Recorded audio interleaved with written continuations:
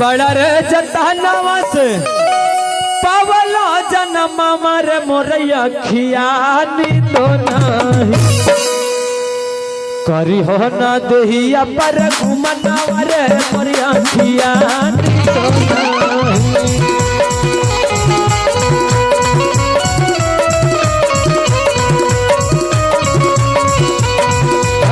करी हो न देहिया पर घुमनावा रे सुगनवा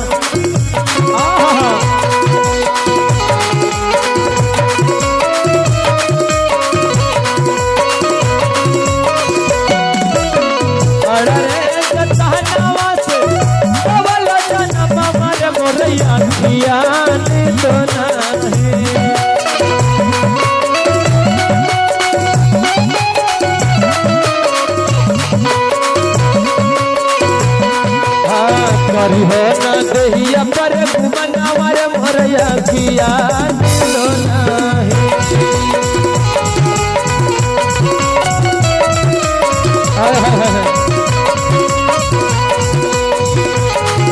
चढ़ के आइए चढ़ के आइए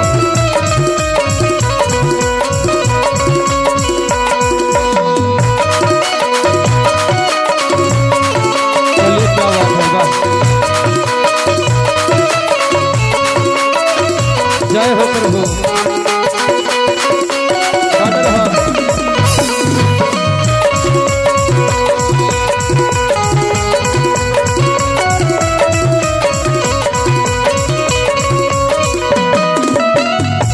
और मैं भगवान से कामना करता हूँ कि हे प्रभु अपनी अदालत में मेरी जमानत रखना, अपनी अदालत में मेरी जमानत रखना।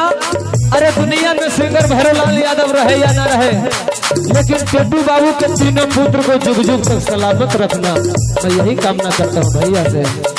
करी हो न देहिया पर घुमनावा रे मोरैया खियानी तो नहीं।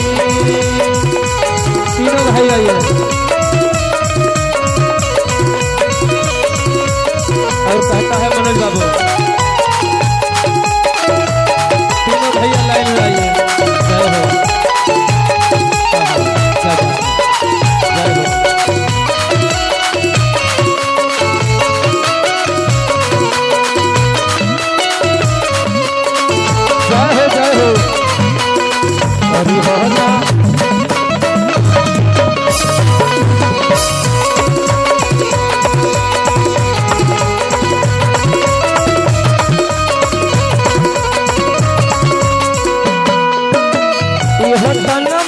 कोई भैया के बतनवा रे मोरैया खियानी तो नहीं।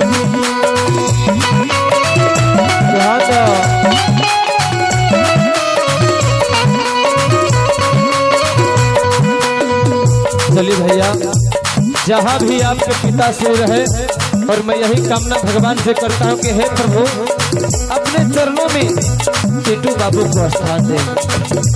और कहना है इहो तनमा है कोई भैया माटी के बरतनवा रे मोरैया खियानी तो नहीं।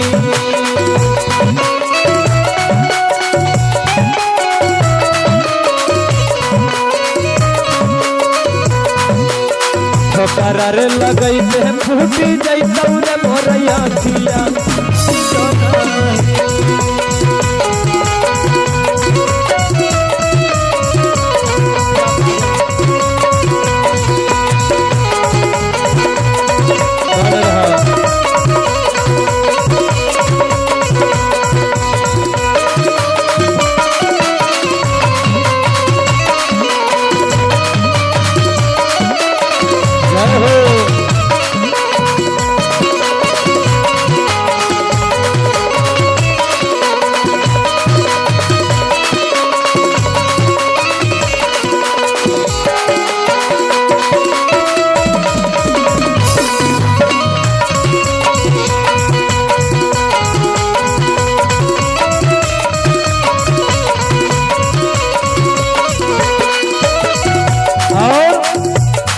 और कहते हैं इहो देहिया है कोई भैया कागज के पुड़िया रे मोरैया खियानी तो नहीं।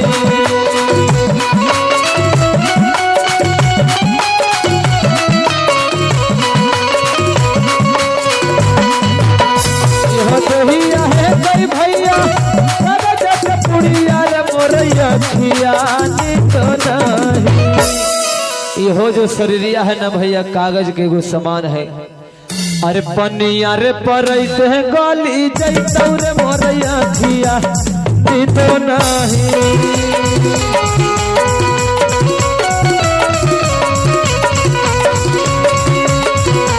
और आए मनोज भैया गिरधारी भैया के तरफ से आत्मा के शांति के लिए 100 रुपए के पुरस्कार है।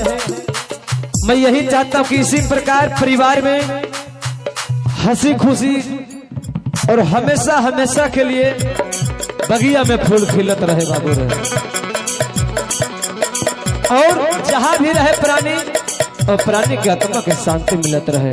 आज बड़े भाव से सभी भैया बहना लोग बेटी बहन लोग मिलकर के आत्मा को शांति दे रहे हैं, इसलिए कहना है।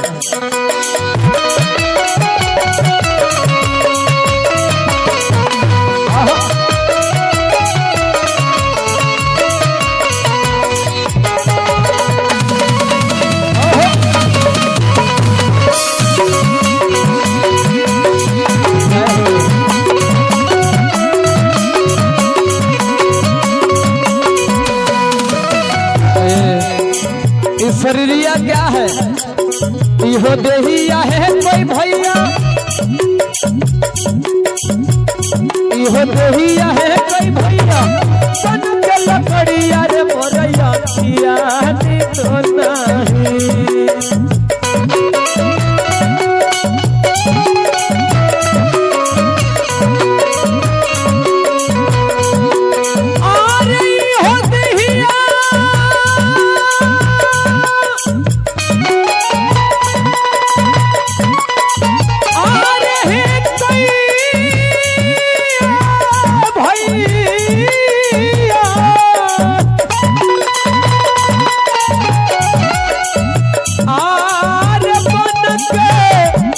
लकड़िया रे मोर अखिया नींद नहीं।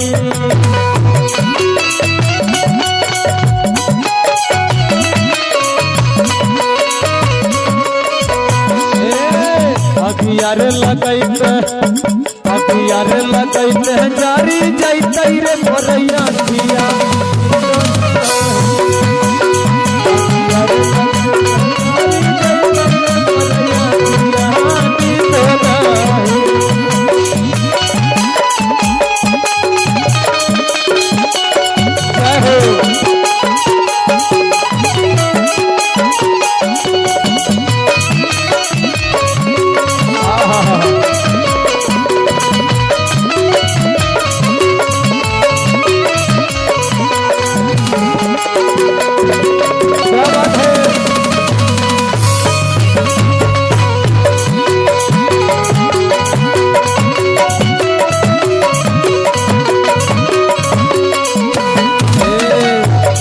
भैया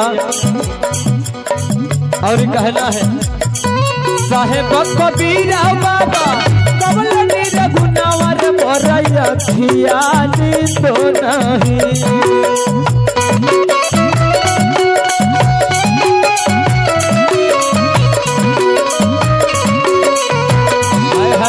साहेब कबीरा बाबा कबल रघुनावर मोर अखिया नींद नहीं। अरे फिर नहीं लेवा तू जाना पावर मोर अखिया नींद नहीं।